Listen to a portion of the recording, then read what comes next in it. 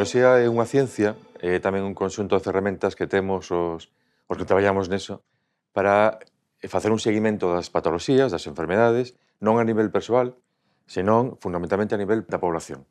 Porque o que buscamos é cal é a orixe da patoloxía que entrou nesa población, cal é a evolución e como podemos cortar esa evolución e cal pode ser o final. Para poder entender por que é importante a epidemioloxía na acuicultura, o mellor é dar un exemplo de como se utilizou e como se utiliza a epidemioloxía e as ferramentas epidemiolóxicas para o control do virus da gripe. Gracias a todo o historial que ten o estudio do virus da gripe, se pode predecir que é o que vai entrar o próximo ano e, por lo tanto, diseñar as mellores vacinas para controlar esa patoloxía. Nós, que imos moi atrás, queremos tamén facer algo semellante para poder aplicalo á acuicultura, poder predecir que é o que vai ocorrer nos anos venideiros. Nos facemos un seguimento epidemiolóxico de virus de risco en acuicultura.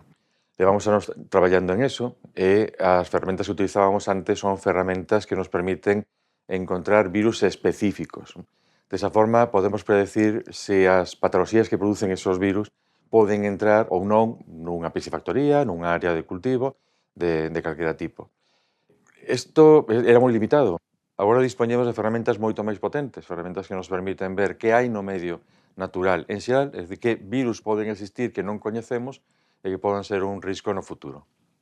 Quero reseñar un par de logros nun pasado recente, porque nos descubrimos e predecimos a entrada dun virus que está producindo patoloxías no sur, non estaba aquí, no ano 2005, máis ou menos, e predecimos a súa entrada en Galicia porque primeiro detectamos no sur de España e pouco a pouco fomos detectando en especies do medio natural ao longo da costa portuguesa e chegou aquí cando nos predecimos que ia chegar, nos teñamos avisados xa as piscifactorías que puderon aplicar as técnicas de control que reduciron o impacto.